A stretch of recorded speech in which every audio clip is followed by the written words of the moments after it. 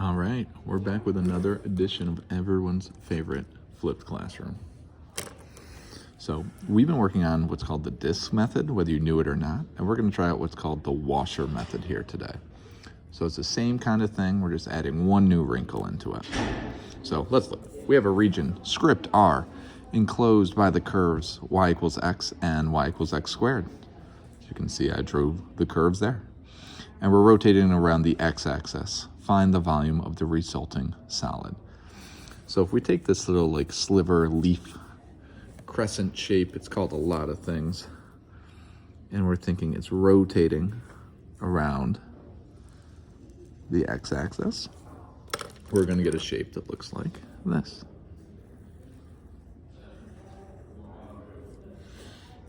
So if you notice what's different with this shape compared to the ones we've been doing previously is that this shape has like this gap of like open space in there, right? Kind of the outside are here, but the inside is hollow. And how do we kind of dictate for that? The things before we were cutting were like those salami slices, and it was like a solid kind of puck shape. Not quite the case here. Think, if we cut through this and are looking at the cross section as you're taking this and kind of cracking it open, is that the shape we're actually looking at here all of a sudden is not just a circle, but in fact it's a washer, right? So like this area is all shaved in, and then there's like this gap here. So when we're looking at this, there are in fact two different radii we're looking at. Classically, how we denote these is little r and big R. And so we know the area of this like purple shape here is going to be pi big R squared minus pi little r squared, right? You subtract out that inner circle here. And think, oh, we can factor a pi out of both things. And then we're thinking, well, what's the big radius? And the big radius, if we go to our picture, is what's the top function minus the kind of middle dot. Notice our top function here, our big R, is going to be, what's the top function here? Oh, that's y equals x. Minus, what's that middle function? That middle function is just the flat line 0. So it's x minus 0, which is really just x. You may be thinking, why is he subtracting the 0? In future cases, like the one right below, we're going to be subtracting a different number than 0. That's our big R. Our little r is this smaller x squared. And from here, we're subtracting 0.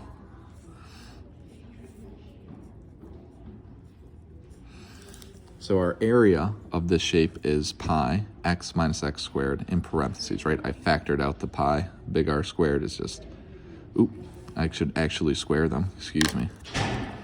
So that's x squared minus x to the fourth if I'm actually squaring out what I have there. And that would have been a bad mistake right off the jump. And now we have our nice area formula here. And we're playing the same games we've been doing before. So we're integrating here. The x values are from 0 to 1. We're revolving around the x-axis, so it's still with respect to x. So now, this pi can be pulled out front. Big R squared is x squared, and then minus x to the fourth. Right? I like just factoring that pi out. You just know it's times your final answer. Let's integrate and go from here. 1/3 x to the third minus 1/5 x to the fifth. We're from 0 to 1. We now integrate in here. We got 1/3 minus 1/5 times pi. And that is going to be 2 pi over 15. So we're going back to that notion of like top minus bottom like we were doing before. And that's going to become really essential in going through a lot of these washer method questions. Let's look at another. So let's find the volume of the solid obtained by rotating the same region from the previous question about the line y equals 2. So I drew this little crescent shape again, and y equals 2 is here, and we're revolving it around there. So there's this gap of 1 here, and as we revolve it, we'll have another gap of 1 before we can kind of put that in here. So let's see.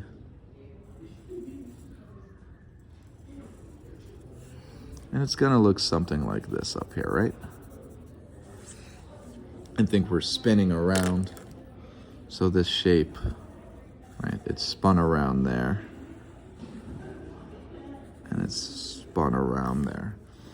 So it's kind of like, think of this almost as a cereal bowl, right? And there's this big empty space in between. I guess there's a hole in the bottom, but it's kind of like a bowl that you would eat cereal out of, right? If we like turned it this way. But the thing is, as we're making kind of our slash through this and thinking about the cross section, if we were kind of opening this up, we have to realize that this is another instance where we have a washer method here. So since we have this washer method, we have to be looking for our little r and our big R. Let's go through how to do this process. So the little r here, if we start with, let's start with the big one, right? All the way out to all the way to the, like the middle, all the way. So we kind of look at the original one we drew to help our lives do all of this, right? This was our initial one. So what's the function at the top here? It's actually 2. So 2 is our top function of this big R. Then one farthest away is the x squared here. If we're going through and doing the same thing for the little r, the top function for little r is here. And the smaller kind of inner function here is x. Think if we're going through and doing this using kind of what we had before,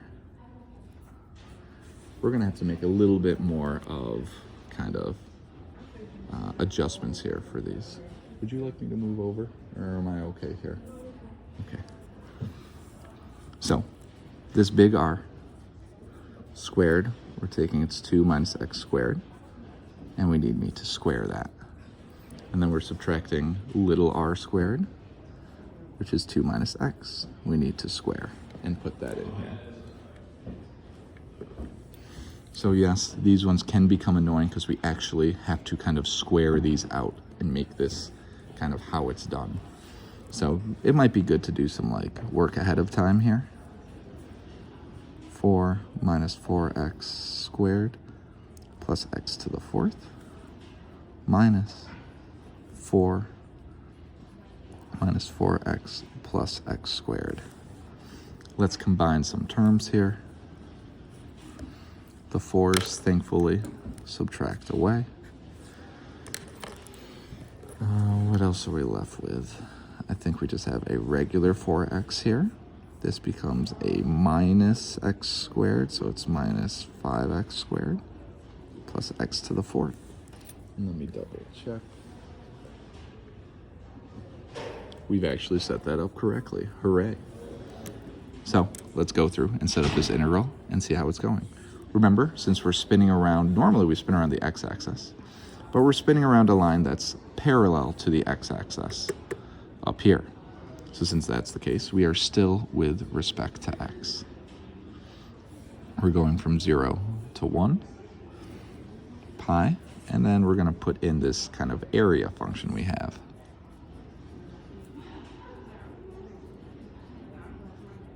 At this point, we're just going through and doing normal integrals.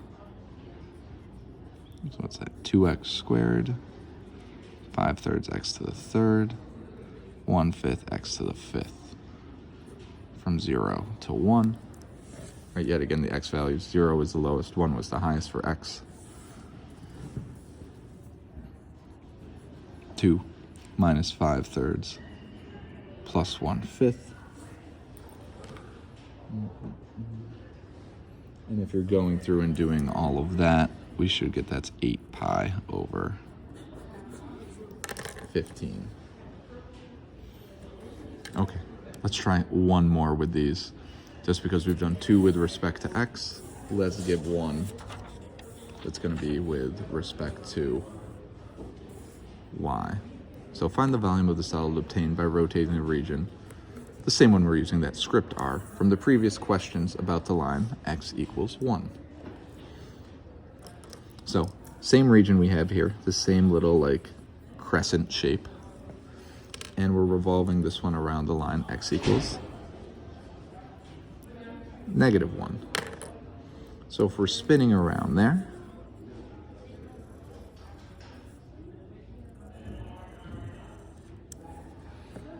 we should be kind of spinning and having the shape go this way. So think as we're spinning,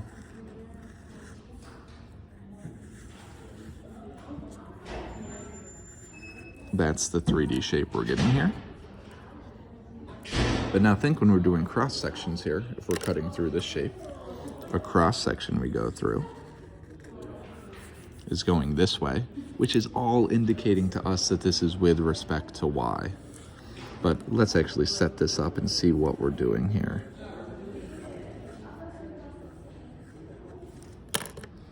So we're looking for our little r and our big R. But remember, this is now with respect to y because we're slicing it this way. So our two initial functions we had, y equals x, that's all set up fine. But this one, y equals, what is this one? Was it x squared? I already forgot. It is x squared. We want to solve the other way. X equals the square root of y. That's kind of the one that's farther out here. So we have to think about this with our big radius. So we're thinking our big radius, the thing farthest away here, if we're setting up our big R, is the square root of y. And from that, we're going to be subtracting -1. So that's really like the square root of y plus 1, which makes sense if you think about it. That's the square root of y away, and we got one more distance there. Let's look at little r. This is just x equals y, so that's like y, and we're subtracting a -1. So that's like y plus 1. Great.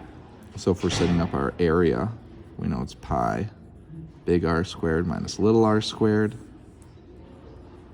The big R squared here is the square root of y plus 1 squared. And this one is y plus 1 squared. Let's distribute these to see what we're getting. Y plus 2 square root of y plus 1 minus y squared plus 2y plus 1. So in subtracting these, the 1's are going away. What else are we left with here? Pi, y squared's the largest power, so I'm thinking a -y squared. We're subtracting 2y from y, so that's minus y, and then we're adding 2 square root of y. Let me double check and make sure that's all good before I move on with some bad math here. That's looking awesome. So this is actually our area formula. So if we're setting up, notice for y's, this is 0 to 1 for our y values. So we're 0 to 1, dy, our pi is out front, and then what we're integrating here, -y squared minus y plus 2 square root of y, which maybe you want to think is y to the 1/2.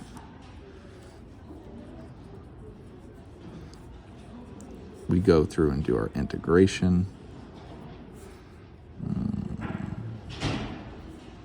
What's that, 4/3? It's a plus. We're from 0 to 1.